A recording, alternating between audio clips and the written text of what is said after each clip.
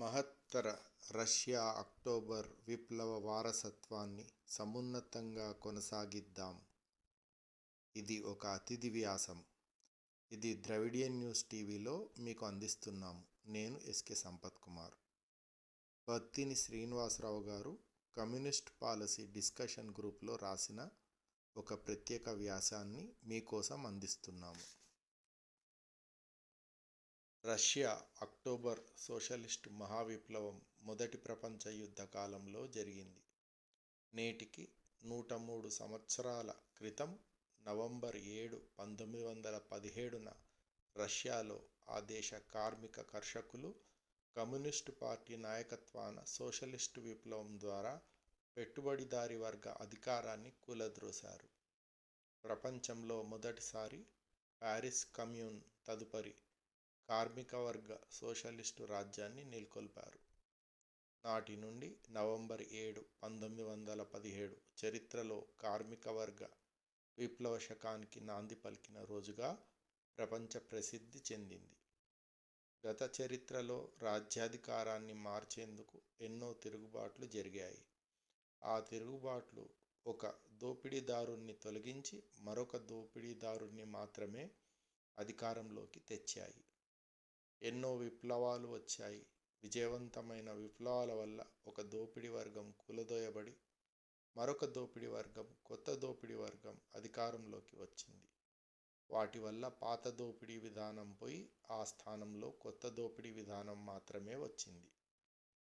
కానీ దోపిడీ పీడనలు మాత్రం రద్దు కాలేదు.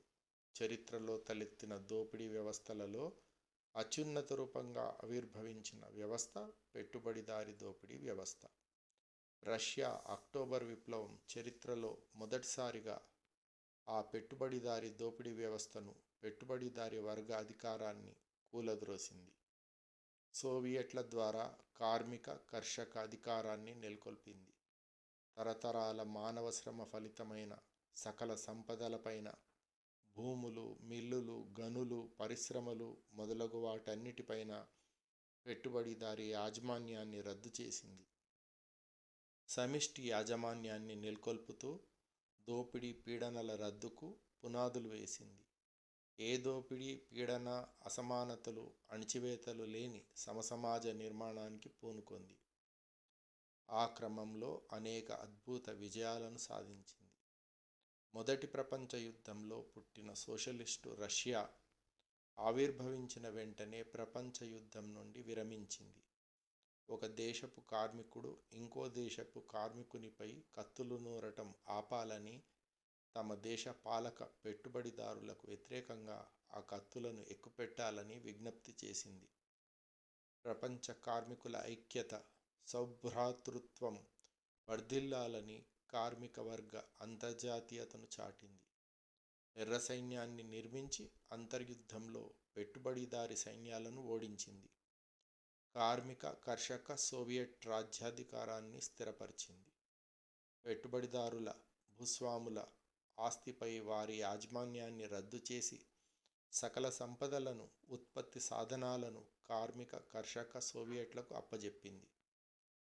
తిండి, గుడ్డ, ఇల్లు, ఆరోగ్యం, విద్య, ఉద్యోగం ప్రజల ప్రాథమిక హక్కులని ప్రకటించి అమలు జరిపింది. స్త్రీ పురుష తేడాలు లేకుండా వయోజన ఓటింగు హక్కుతో సహా వాక్, సభ, సంఘం స్వాతంత్రాలను పీడిత వర్గాలకు ప్రకటించింది. పత్రికా కార్యాలయాలను, ముద్రణాలయాలను, థియేటర్లను, సభలు, సమావేశాల నిర్వహణకు అవసరమైన భవనాలను కార్మిక కర్షక సోవియట్లకు అప్పజెప్పింది. పత్రికా రంగంతో సహా ఆటలు, కళలు, సాహిత్యం తదితర సాంస్కృతిక రంగాలను సోవియట్ల ఆధీనంలోకి తెచ్చింది. వ్యవసాయక, పారిశ్రామిక, విద్య, వైద్య, సాంకేతిక, రోదసీ రంగంతో సహా వివిధ విజ్ఞాన శాస్త్ర రంగాలలో చరిత్రలో కనీవినీ ఎరుగని వేగంతో రష్యాను ప్రపంచంలోనే అత్యంత అభివృద్ధి చెందిన దేశంగా మార్చింది. ఒక్క దశాబ్దంలో నిరక్షరాస్యతను పూర్తిగా నిర్మూలించిన తొలి దేశం సోషలిస్టు రష్యా. ఉచిత విద్యను, వైద్యాన్ని ఉన్నత స్థాయి వరకు ప్రజలకు అందజేసింది. కార్మిక కర్షకులను అన్ని రంగాలలో మేధావులుగా, నిపుణులుగా, పాలనా నిర్వాహకులుగా తీర్చిదిద్దింది. పెట్టుబడిదారీ అగ్రగామి దేశాలు 2 శతాబ్దాలలో సాధించిన అభివృద్ధిని సోషలిస్టు రష్యా 2 దశాబ్దాలలోనే సాధించగలిగింది. స్త్రీ పురుషులకు అన్ని రంగాలలో సమాన హక్కుల్ని, భిన్న భాషలు, జాతుల మధ్య సమానత్వాన్ని కల్పించింది. రష్యా అక్టోబర్ విప్లవం ప్రపంచ శ్రామిక ప్రజల విముక్తికి కమ్యూనిజమే ఏకైక మార్గమని రుజువు చేసింది. మానవ జాతిని దోపిడీ, పీడనల నుండి విముక్తి చేయడమే కాక ప్రగతి పదంలో ఎంత వేగంగా ముందుకు తీసుకువెళ్ళగలదో, కార్మిక వర్గం పెట్టుబడిదారీ దోపిడీ వ్యవస్థను నిర్మూలించి భూతల స్వర్గాన్ని ఏ విధంగా నిర్మించగలదో రుజువు చేసిన మహత్తర విప్లవం అక్టోబర్ విప్లవం. అదే సమయంలో ప్రపంచ పెట్టుబడిదారీ వర్గం కమ్యూనిజం అంటే నియంతృత్వమని తన ప్రచార ప్రసార సాధనాల ద్వారా ప్రపంచవ్యాప్తంగా ప్రజల ఆలోచనల్ని కలుషితం చేస్తూ వచ్చింది. కార్మిక వర్గ విప్లవాన్ని ప్రేరణగా నిలిచిన సోషలిస్టు రష్యాను కబళించేందుకు హిట్లర్ ఫాసిజాన్ని జర్మనీలో పెంచి పోషించి అధికారంలోకి తెచ్చింది. రష్యానే కాక యావత్ ప్రపంచాన్నే కబళించేందుకు సిద్ధపడ్డ ఫాసిస్టు శక్తుల్ని మట్టి కరిపించి ఫాసిస్టు నియంతృత్వం నుండి యావత్ ప్రపంచాన్ని కాపాడిన దేశం రష్యా.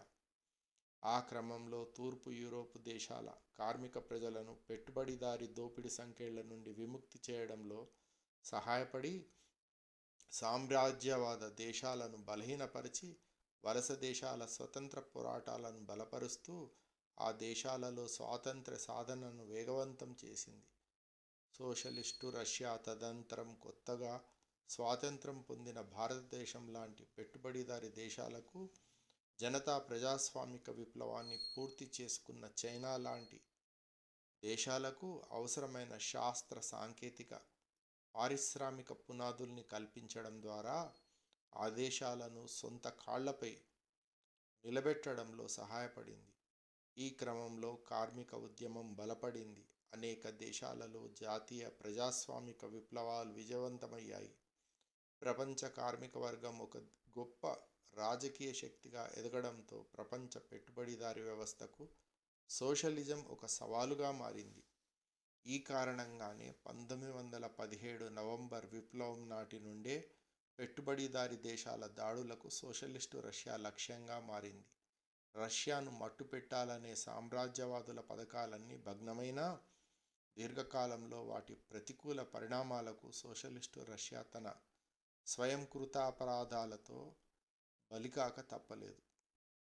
1917 నుండి 1921 వరకు కొనసాగిన రష్యా అంతర్యుద్ధంలో వేలాది అనుభవజ్ఞులైన కార్మిక విప్లవ శక్తులు బలికావడం, ప్రపంచ సామ్రాజ్యవాదంచే చుట్టుముట్టబడిన పరిస్థితుల్లో క్రమంగా కార్మిక అంతర్జాతీయవాదం స్థానంలో జాతీయవాదం ప్రబలడం, రెండవ ప్రపంచ యుద్ధ పరిస్థితుల్లో అది ప్రబలంగా రంగం మీదికి రావడం,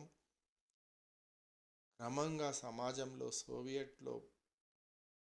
సోవియట్లలో పార్టీలో కార్మిక ప్రజాస్వామ్యం క్షీణించి బ్యూరోక్రసీ ప్రాబల్యం, ఆర్థిక రాజకీయ రంగాలలో పెరగడం, అంతర్జాతీయ విప్లవ లక్ష్యానికి లోబడి సోషలిస్టు నిర్మాణం కాక రష్యాలో సోషలిస్టు నిర్మాణానికి లోబడి అంతర్జాతీయ కార్మిక వర్గ ఉద్యమం కొనసాగేలా చూడడం, అంటే ఈ 2 రకాల లక్ష్యాల మధ్య సమన్వయం లోపించడం. అంతర్జాతీయ విప్లవానికి కేంద్రంగా ఉండవలసిన సోషలిస్టు రష్యా క్రమంగా తన విదేశాంగ విధానానికి అనుగుణంగా అంతర్జాతీయ ఉద్యమాన్ని రష్యా జాతీయవాద సోషలిజానికి రక్షణ మద్దతునిచ్చే స్థితికి దిగజారడం. రష్యన్ జాతీయవాదంతో పాటు అంతర్గతంగా భిన్న జాతులలో పెరిగిన జాతివాద ధోరణులు, బాహ్యంగా సామ్రాజ్యవాదంతో కొనసాగిన ఆయుధ పోటీ వల్ల మీద పడిన మోయలేని ఆర్థిక భారం, దానివల్ల పెరుగుతున్న ప్రజల కొత్త అవసరాలకు తగిన స్థాయిలో తీర్చగల స్థితిని కోల్పోవడం, దీర్ఘకాలం పాటు పార్టీ శ్రేణుల్ని మార్క్సిస్టు పునాదిపై సైద్ధాంతికంగా, రాజకీయంగా జాతీయ అంతర్జాతీయ విప్లవ కర్తవ్యాలను నిర్వహించేలా తర్ఫీదు చేయకపోవడం, కొరవడిన శ్రామిక వర్గ ప్రజాస్వామ్యం, పైగా మార్క్సిజం స్థానంలో వర్గ సంకర సిద్ధాంతాలను స్వీకరించడం, చివరకు ప్రపంచ బూర్జువా వర్గానికి దాసోహం కావడం. వీటన్నిటి వల్ల రష్యాలో పెట్టుబడిదారీ పునరుద్ధరణ ధోరణులు వివిధ స్థాయిల్లో విశృంఖలంగా పెరిగాయి. వీటికి తోడు సామ్రాజ్యవాద శక్తుల కుట్రలు ఫలితంగా 1991లో అప్పటికే ప్రపంచ ప్రజల ఆశాజ్యోతిగా కొడిగడుతున్న సోవియట్ యూనియన్ కూలిపోయింది. అయినా నేటికి ప్రపంచ పరివర్తనలో రష్యా అక్టోబర్ విప్లవానికి ఎనలేని ప్రాధాన్యత ఉంది. ఆ మహత్తర విప్లవం ప్రపంచ కార్మిక విప్లవోద్యమంలో ఒక విడదీయరాని భాగం, ఒక గొప్ప చారిత్రక అనుభవం. దాని జయాపజయాల నుండి గుణపాఠాలు తీసుకోవాల్సిన అవసరం అన్ని దేశాల కార్మిక వర్గాలకు, కార్మిక వర్గ పార్టీలకు ఎంతైనా ఉంది. ఆ గుణపాఠాలలో మన దేశ విప్లవ దశను, విప్లవ కార్యక్రమాన్ని రూపొందించుకునేందుకు ప్రాతిపదికగా ఉపయోగపడే 2 అంశాలను దృష్టికి తెచ్చి ఈ వ్యాసాన్ని ముగిస్తాను. అక్టోబర్ విప్లవానికి పూర్వం అభివృద్ధి చెందిన పెట్టుబడిదారీ దేశాలలో మాత్రమే పెట్టుబడిదారీ వ్యతిరేక సోషలిస్టు విప్లవం సంభవిస్తుందని రెండవ ఇంటర్నేషనల్ పార్టీలు నమ్మేవి. అలాగే మన దేశంలోని కమ్యూనిస్టు శిబిరంలో కూడా నేటి అమెరికా, ఇంగ్లాండులలో వలె పరిశ్రమలు ఎక్కువగా ఉన్న పారిశ్రామిక శ్రామిక వర్గం మెజారిటీగా ఉన్న గ్రామీణ జనాభా ఏటూ 3% ఉండి పట్టణ జనాభా అత్యధిక స్థాయిలో ఉన్న ప్రదేశాలు, గత వ్యవస్థకు చెందిన ఏ అవశేషాలు లేకుండా పరిశుద్ధమైన కల్తీ లేని పరిపూర్ణంగా అభివృద్ధి చెందిన పెట్టుబడిదారీ విధానం ఉన్న దేశాలు మాత్రమే పెట్టుబడిదారీ దేశాలని, ఆ దేశాలలో మాత్రమే సోషలిస్టు విప్లవ కార్యక్రమం చేపట్టవలసి ఉంటుందని, అక్కడ మాత్రమే సోషలిస్టు విప్లవం సాధ్యమనే ఒక గుడ్డి నమ్మకం ఒక మార్క్సిస్టు సిద్ధాంతంగా ప్రబలంగా చలామణిలో ఉంది. ఆ కారణంగా పారిశ్రామికంగా వెనుకబడ్డ గ్రామీణ జనాభా ఎక్కువగా ఉన్న దేశాలు, గత వ్యవస్థకు చెందిన అవశేషాలు కలిగి ఉన్న దేశాలన్నీ అర్ధవలస, అర్ధ ఫ్యూడల్ భూస్వామ్య దేశాలని, ఆ దేశాలన్నీ వ్యవసాయ విప్లవం ఇరుసుగా జనతా ప్రజాతంత్ర విప్లవ దశలో ఉంటాయని, అవి చైనా విప్లవ మార్గాన్ని అనుసరించాల్సి ఉంటుందనే మరో గాఢ నమ్మకం కూడా పరమ విప్లవ లక్షణంగా మార్క్సిస్టు సిద్ధాంతంగా చలామణిలో బలంగా ఉంది. పారిశ్రామికంగా వెనుకబడ్డ దేశాలు, గ్రామీణ జనాభా ఎక్కువగా ఉన్న దేశాలు, గత వ్యవస్థకు చెందిన అవశేషాలు కలిగి ఉన్న దేశాలలో ఆ దేశీయ పెట్టుబడిదారీ వర్గాలు రాజ్యాధికారంలో ఉండినట్లయితే, అలాంటి దేశాలు పెట్టుబడిదారీ అభివృద్ధి స్థాయిలో వెనుకబడినా అవన్నీ పెట్టుబడిదారీ దేశాలేనని, అలాంటి దేశాలు పెట్టుబడిదారీ వ్యతిరేక సోషలిస్టు విప్లవ దశలో ఉంటాయని, వాటిల్లో పెట్టుబడిదారీ వ్యతిరేక సోషలిస్టు విప్లవ కార్యక్రమాన్ని అనుసరించాల్సి ఉంటుందని, అలాంటి దేశాలలో గత వ్యవస్థకు చెందిన అవశేషాలను నిర్మూలించే కార్యక్రమాన్ని సోషలిస్టు విప్లవ కార్యక్రమంలో మిళితం చేసి దానిలో భాగంగా అమలు జరపాల్సి ఉంటుందని అక్టోబర్ విప్లవం ఆచరణలో రుజువు చేసింది. అక్టోబర్ విప్లవ సన్నాహాల సంక్షిప్త దశలో విప్లవ సిద్ధాంతాలు, ఆచరణకు సంబంధించిన సమస్యల పరిష్కార అన్వేషణలో నుండి శ్రామిక వర్గం రాజ్యాధికారాన్ని సంక్రమించుకోవడం అన్నది తక్షణ కర్తవ్యమైన తరుణంలో వచ్చిన లెనిన్ ఏప్రిల్ సిద్ధాంతం మరియు రాజ్యాంగం యంత్రం విప్లవం అనే లెనిన్ రచనలు రాజ్యం విప్లవం గురించిన మార్క్సిజం మూల సిద్ధాంతాలను సంరక్షిస్తూ సుసంపన్నం చేసిన రచనలు. శ్రామిక వర్గం అధికారాన్ని హస్తగతం చేసుకునేందుకు అవసరమైన రాజకీయ సిద్ధాంత అవగాహనను అందజేయడం, శ్రామిక విప్లవానికి అవసరమైన నిర్దిష్టమైన శాస్త్రీయ పథకానికి ప్రాతిపదికన రూపొందించడం ఆ రచనల యొక్క లక్ష్యం. ఆ సిద్ధాంతాల వెలుగులో మన దేశ రాజ్య స్వభావాన్ని పరిశీలించినప్పుడు బ్రిటిష్ సామ్రాజ్యవాద వ్యతిరేక జాతీయ పోరాటానికి నాయకత్వం వహించిన భారతదేశ పెట్టుబడిదారీ వర్గం 1947లో అధికార మార్పిడి అనంతరం రాజ్యాధికారంలోకి వచ్చిందని కొన్ని వందల 563 ఫ్యూడల్ భూస్వామ్య రాచరికాలను అధికారం నుండి తొలగించి ఆ రాజ్యాలను విలీనం చేసి ఒక ఆధునిక కేంద్రీకృత జాతీయ పెట్టుబడిదారీ రాజ్యాన్ని ఏర్పాటు చేసిందని, ఆ రాజ్యం పెట్టుబడిదారీ విధానాలను అవలంబిస్తోందని, పెట్టుబడిదారీ వ్యవస్థను నిర్మిస్తుందని స్పష్టమవుతుంది.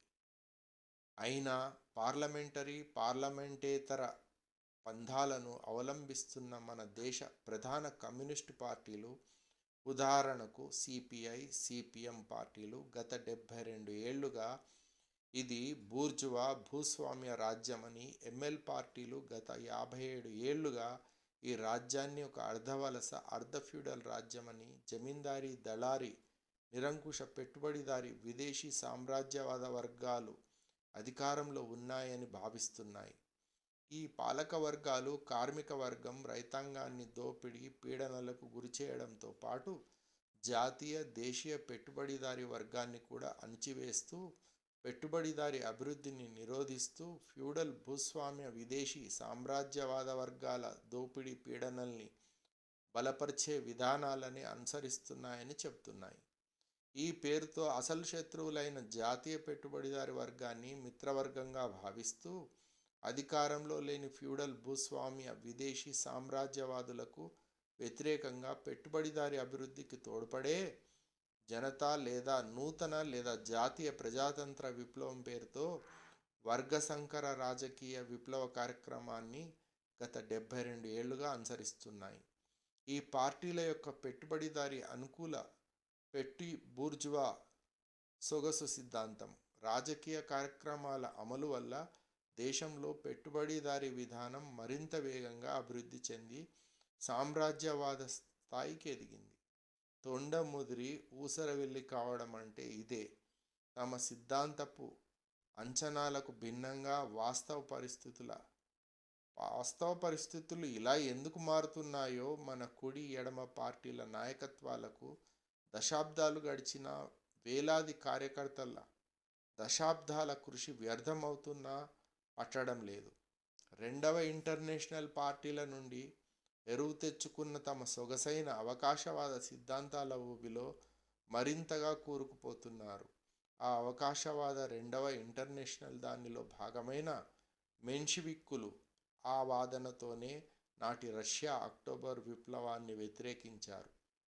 1917 రష్యా ఇంకా పెట్టుబడిదారీ అభివృద్ధి రీత్యా చాలా వెనుకబడిన దేశమని, శ్రామిక వర్గం మెజారిటీగా లేని దేశమని, రైతాంగం మెజారిటీగా ఉన్న వ్యవసాయ దేశమని, ఆ కారణంగా పెట్టుబడిదారీ వ్యతిరేక శ్రామిక విప్లవం అసాధ్యమని, అసంభవమని, అది సామాజిక అభివృద్ధి నియమాలకు విరుద్ధమైనదని వాదిస్తూ అక్టోబర్ విప్లవాన్ని వ్యతిరేకించారు.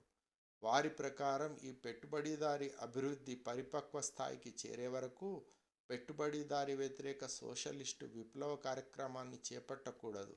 అంటే పెట్టుబడిదారీ వర్గ అధికారం క్రింద కార్మిక వర్గం నలిగిపోతూ ఉన్నప్పటికీ, గత భూస్వామ్య వ్యవస్థ అవశేషాల నిర్మూలనా కర్తవ్యాలను సోషలిస్టు విప్లవోద్యమంలో భాగంగా చేసుకున్నప్పటికీ, సోషలిస్టు విప్లవ లక్ష్య సాధనకు కార్మిక వర్గాన్ని సన్నద్ధం చేసే కార్యక్రమాన్ని వాయిదా వేసుకొని, నాటి పెట్టుబడిదారీ సమాజంలో ఉన్న గత వ్యవస్థ అవశేషాలకు వ్యతిరేకంగా పోరాడే కార్యక్రమాలను చేపట్టి, పెట్టుబడిదారీ వ్యవస్థను బలపరిచే కార్యక్రమాన్ని చేపట్టాలని చెప్పడమే కానీ, సోషలిస్టు విప్లవానికి కార్మిక వర్గాన్ని, దాని మిత్రవర్గాలను సన్నద్ధం చేయకూడదు.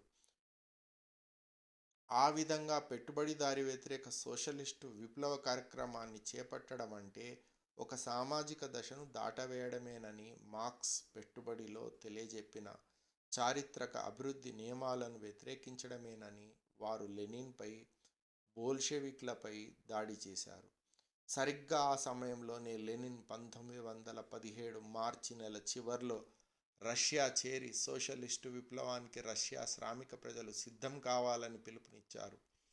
ఆ పిలుపును నాటి మెజారిటీ బోల్షివిక్ నాయకులు మొదట అంగీకరించలేదు. రష్యా వెనుకబడ్డ దేశమని, పారిశ్రామికంగా అభివృద్ధి చెందిలేదని, పరిశ్రమలు బాగా అభివృద్ధి చెంది శ్రామిక వర్గం మెజారిటీ వర్గంగా రూపొందే వరకు ఫ్యూడల్ భూస్వామ్య వ్యతిరేక కర్తవ్యాలను పూర్తి చేసేందుకు భూస్వామ్య వ్యతిరేక బూర్జువా ప్రజాతంత్ర విప్లవ కార్యక్రమాన్ని అనుసరించాల్సి ఉంటుందనే భావనలో వారు బందీలై ఉండినారు. వారిని ఆ బందీఖానా నుండి విడుదల చేసి సోషలిస్టు విప్లవ కార్యక్రమం వైపు సమీకరించే లక్ష్యంతోనే లెనిన్ 1917 ఏప్రిల్లో తన ఏప్రిల్ థీసిస్ను పార్టీలో చర్చకు పెట్టాడు. లెనిన్ తన ఏప్రిల్ థీసిస్లో విప్లవం యొక్క ప్రధాన సమస్య అధికార సమస్య అని, ఏ వర్గం అధికారంలో ఉంది, ఏ వర్గాన్ని అధికారం నుండి కూలగొట్టాలి, ఏ వర్గం అధికారం చేపట్టాలి అన్నదే విప్లవం యొక్క ప్రధాన సమస్య అని తేల్చి చెప్పాడు. 1917 ఫిబ్రవరి విప్లవం ద్వారా జార్ రాజరిక ఫ్యూడల్ వర్గం అధికారం నుండి కూలద్రోయబడింది. రష్యా బూర్జువా వర్గం అధికారంలోకి వచ్చింది. దీనితో అధికారానికి చెందిన మేరకు రష్యాలో బూర్జువా ప్రజాతంత్ర విప్లవం పూర్తయింది. విప్లవం యొక్క ప్రధాన సమస్య రాజ్యాధికార సమస్య అయినప్పుడు అధికారంలో ఉన్న రష్యా బూర్జువా వర్గాన్ని అధికారం నుండి కూలద్రోసి శ్రామిక వర్గ అధికారాన్ని నెలకొల్పేందుకు పెట్టుబడిదారి వ్యతిరేక సోషలిస్టు విప్లవ కార్యక్రమం చేపట్టడం తప్ప వేరొక మార్గం లేనే లేదని లెనిన్ స్పష్టం చేశాడు. ఆ సందర్భంలో రాసిన గ్రంథమే అయిన రాజ్యం విప్లవంలో ఈ అంశాన్ని గురించి విపులంగా చర్చించాడు. అందులో ఈ పెట్టుబడిదారీ వ్యతిరేక సోషలిస్టు విప్లవ కార్యక్రమం సామాజిక అభివృద్ధి నియమాలకు వ్యతిరేక కార్యక్రమం కాదని, పైగా దానికి అనుగుణ్యమైన కార్యక్రమేనని స్పష్టం చేశాడు. శ్రామిక విప్లవం యొక్క సకల పార్శ్వాలను ఆవరించిన విప్లవం మహత్తర అక్టోబర్ విప్లవం. అందులో రాజ్యాధికారం అనేది కీలకమైన అంశం. నేను ఆ అంశాన్ని గురించి మాత్రమే అక్టోబర్ విప్లవం నుండి ఒక గుణపాఠంగా మీ ముందు ఉంచాను. సరిగ్గా ఈ అంశంపైనే భారతదేశ కుడి ఎడమ కమ్యూనిస్టు నాయకత్వాలు అక్టోబర్ విప్లవ గుణపాఠాలను, మార్క్సిజం యొక్క మూల సూత్రాలను, లెనిన్ వివరణలను అవహేళన చేస్తూ, తిరస్కరిస్తూ మన దేశ రాజ్య స్వభావాన్ని, పాలకవర్గాన్ని స్వభావాన్ని వక్రీకరిస్తూ మన సమస్త జీవిత సమస్యలకు తిండి, గుడ్డ, ఇల్లు, చదువు, ఆరోగ్యం, ఉద్యోగం, రక్షణ, స్వేచ్ఛ, స్వాతంత్రాలు, ప్రజాస్వామిక హక్కులకు చెందిన సమస్యలు, కులమత భాషా జాతి ఉన్మాదాలు, మారణకాండలకు మూలమైన ఈ పెట్టుబడిదారీ దోపిడీ వ్యవస్థను, దానికి ప్రాతినిధ్యం వహిస్తున్న జాతీయ పెట్టుబడిదారీ వర్గాన్ని ఫ్యూడల్ విదేశీ సామ్రాజ్యవాద వర్గాలచే పీడనకు, అణిచివేతకు గురవుతున్న వర్గంగా చిత్రిస్తూ, దానితో ఐక్య సంఘటన పేరుతో జాతీయ, ప్రాంతీయ, పాలక, ప్రతిపక్ష పెట్టుబడిదారీ పార్టీలతో ఓట్ల కొరకు, సీట్ల కొరకు చేతులు కలుపుతూ జాతీయ లేదా జనతా ప్రజాతంత్ర విప్లవం పేరుతో 1947 అధికార మార్పిడి అనంతరం జాతీయ పెట్టుబడిదారీ రాజ్యం ఏర్పడినప్పటి నుండి ఏదో ఒక రూపంలో బలపరుస్తూ వచ్చారు. ఈ నాయకత్వాలకు పెట్టుబడిదారీ విధానం, పెట్టుబడిదారీ వర్గం అంటే ఏమిటో, భూస్వామ్య విధానం, భూస్వామ్య వర్గం అంటే ఏమిటో, విదేశీ సామ్రాజ్యవాద వర్గం, వలస, అర్ధవలస, అర్ధ ఫ్యూడల్ సమాజాలు అంటే ఏమిటో తెలియదా? మన దేశంలో ఏ వర్గం లేదా ఏ వర్గాలు అధికారంలో ఉన్నాయనే దాన్ని శాస్త్రీయ ప్రాతిపదికగా దశాబ్దాల పాటు గుర్తించడంలో ఎందుకు విఫలమవుతున్నారు? ఒక పెట్టుబడిదారీ వర్గం అధికారంలో ఉన్న దేశంలో పెట్టుబడిదారీ వ్యతిరేక సోషలిస్టు విప్లవ కార్యక్రమానికి మారుగా సామ్రాజ్యవాద వ్యతిరేక ఫ్యూడల్ జాతీయ లేదా జనతా ప్రజాతంత్ర విప్లవ కార్యక్రమాన్ని చేపట్టడం వల్ల వచ్చే దుష్ఫలితాల గురించి, దానివల్ల పెట్టుబడిదారీ వ్యవస్థ, పెట్టుబడిదారీ వర్గం బలపడడంలో మన పార్టీలు ఒక ఉత్ప్రేరకంగా, ఒక పావుగా, పనిముట్టుగా మాత్రమే ఉపయోగపడ్డాయని ఈ నాయకత్వాలకు తెలియదా? ఒక న్యూమోనియా రోగికి మలేరియా మందు ఇచ్చినట్లయితే వచ్చిన దుష్ఫలితాలను అది దీర్ఘకాలం పాటు గమనించని, పట్టించుకోని వైద్యులను ఏమని పిలవాలి? దశాబ్దాలుగా బోల్షివిక్ల నాయకత్వాన, లెనిన్ మార్గదర్శకత్వంలో జరిగిన అక్టోబర్ విప్లవానికి జేజేలు పలుకుతూ శాస్త్రీయ కమ్యూనిజాన్ని వదిలి మెన్షివిక్ రాజకీయ కార్యక్రమాన్ని అనుసరించే రెండవ ఇంటర్నేషనల్ అవకాశవాద సిద్ధాంతాలను ఆచరించే నాయకత్వాలను ఏమనాలి? కార్మిక వర్గ విప్లవ పార్టీలమని చెప్పుకుంటూ అలంకారప్రాయంగా విప్లవ వార్షికోత్సవాలను, మే దినోత్సవాలను జరుపుకుంటూ కార్మిక వర్గాన్ని, కార్మిక వర్గ ప్రధాన విప్లవ ప్రయోజనాలను వదిలివేసి ఇతర వర్గాల ప్రయోజనాలకు దాసోహం కావడమేమిటి? ఈ మౌలికమైన పొరపాటుతో దీర్ఘకాలం పాటు అనుసరించిన ఈ ఫ్యూడల్ ప్రజాస్వామ్యవాద వ్యతిరేక కార్యక్రమం కూడా మన కమ్యూనిస్టు ఉద్యమం ఈ దుస్థితికి చేరడంలో ఒక ప్రధాన కారణం. మన కమ్యూనిస్టు ఉద్యమం ఇలాంటి పతనావస్థకు, సంక్షోభ స్థితికి, దైన్య స్థాయికి చేరడంలో మనం అనుసరించిన ఇతర రాజకీయ, సాంఘిక, సాంస్కృతిక నిర్మాణ విధానాలు కూడా గణనీయమైన పాత్రను నిర్వహించాయి. ఇప్పటికైనా మన దేశ విప్లవ వ్యూహం ఎత్తుగడలను రూపొందించుకోవడంలో జరిగిన కీలకమైన పొరపాటును, గ్రహపాటును మనం సరిదిద్దుకునేందుకు సిద్ధం కావాలి. మన శత్రువులు ఎవరు, మన మిత్రులు ఎవరు అనే విషయమై మనకు స్పష్టత అవసరం. రాజ్యాధికారంలో ఏ వర్గం లేదా ఏ వర్గాలు ఉన్నాయి, ఏ వర్గం లేదా ఏ వర్గాలను మనం రాజ్యాధికారం నుండి కూలదోయాలి అనేది రాజకీయ కార్యక్రమాన్ని రూపొందించుకోవడంలో కీలకమైన ప్రశ్న. రాజ్యాధికారంలో ఉన్న వర్గం లేదా వర్గాలే మన శత్రువులు. వారికి వ్యతిరేకమైన కార్యక్రమాన్ని రూపొందించుకోవాల్సి ఉంటుంది. పాలక వర్గాలు, దోపిడీ, పీడనలకు గురయ్యే ఇతర వర్గాలన్నీ మన మిత్రవర్గాలు. ఆ మిత్రవర్గాలను సమీకరించే విధంగా కూడా మన కార్యక్రమం ఉండాలి. మిత్రవర్గాలను శత్రువర్గాలుగా, శత్రువర్గాలను మిత్రవర్గాలుగా భావించి రూపొందించిన ఏ విప్లవ కార్యక్రమము ఆచరణలో జయప్రదం కాదని సమస్త విప్లవాల చరిత్ర మనకు తెలియజేస్తుంది.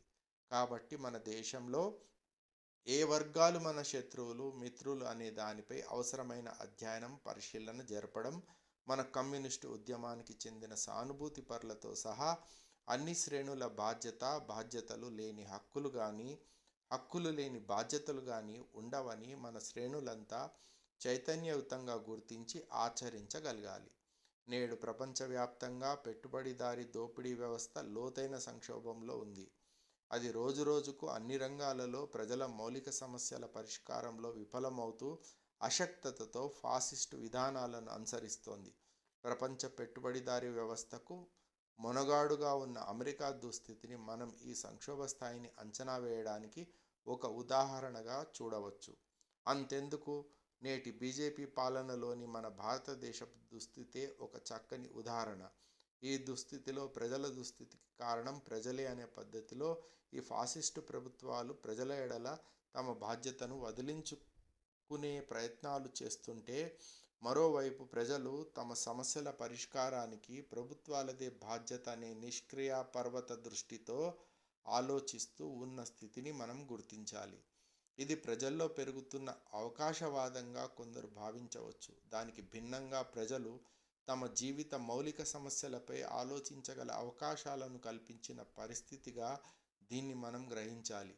ఈ పరిస్థితి కల్పించిన అవకాశాలను మనం శక్తివంతంగా అన్ని రూపాలలో ప్రజల్లో మన ప్రచారం, ఆందోళన, ఉద్యమాల ద్వారా ఒక సరైన విప్లవ కార్యక్రమంపై ఆధారపడి ఉపయోగించుకోగలిగితే మన ఉద్యమం సరైన పునాదిపై శక్తివంతంగా ముందుకు వచ్చేందుకు అవకాశం ఉంది. కానీ ఆ కర్తవ్యాన్ని నిర్వహించాల్సిన నాయకత్వంలో కూడా విప్లవతత్వం, చైతన్యం చొరవలేకపోతే ఈ అవకాశాలు కూడా బలహీనమై నీరు కారిపోతాయి. ఆ స్థితిలో పెట్టుబడిదారీ శక్తులు, ధోరణులు ఆ ఖాళీలో ప్రవేశించి తమ భావజాల ఆధిపత్యాన్ని మరింతగా స్థిరపరచుకుంటాయి. వర్గాలుగా విభజించబడ్డ సమాజంలో ఏ వర్గానికి చెందిన సిద్ధాంతం అంటూ ఒకటి ఉండదు. గత 170 సంవత్సరాలుగా అపూర్వమైన కార్మిక వర్గ పోరాటాలతో, చరిత్రాత్మకమైన విప్లవాలతో, సుసంపన్నమైన శాస్త్రీయ ప్రాపంచిక దృక్పథంపై ఆధారపడ్డ సామాజిక శాస్త్రాల నిబడీకృత రూపమైన శాస్త్రీయ కమ్యూనిస్టు సిద్ధాంతం మనకు ఉంది. దాని నుండి ఏమాత్రం దూరమైనా మనము బూర్జువా సిద్ధాంతాలకు బలం చేకూర్చిన వారమవుతాం. కాబట్టి మనం ఆ శాస్త్రీయ కమ్యూనిస్టు రాజకీయ సిద్ధాంత జ్ఞానాన్ని, మరింత ముందుకు తీసుకుపోగల శక్తివంతులుగా తయారు కావాలి. ఆ మహత్తర రాజకీయ సిద్ధాంత వెలుగులో సిద్ధాంతాన్ని ఆచరణలో ప్రతిభావంతంగా మేళవిస్తూ పెట్టుబడిదారీ వ్యతిరేక వర్గ పోరాటాన్ని, ప్రతి ఆందోళనను, నిరసన చర్యను కమ్యూనిస్టు పందాలో మరింత ముందుకు తీసుకుపోగల సమర్థులతో కూడినదిగా మన నిర్మాణాన్ని, శ్రేణులను సన్నద్ధం చేసుకుంటూ శ్రామిక ప్రజల విముక్తికి అవసరమైన ఆ మహత్తర అక్టోబర్ విప్లవ వారసత్వాన్ని పుణికిపుచ్చుకొని పురోగమిద్దాం. అక్టోబర్ విప్లవానికి మనం అర్పించగల నిజమైన నివాళి అదే. వీక్షకులకు ధన్యవాదాలు ఓపికగా విన్నందుకు. మరియొక్క వ్యాసంతో, స్పెషల్ స్టోరీతో, in my view opinion matters అనే వేదికతో మళ్ళీ కలుసుకుందాం. ద్రావిడియన్ న్యూస్, హైదరాబాద్.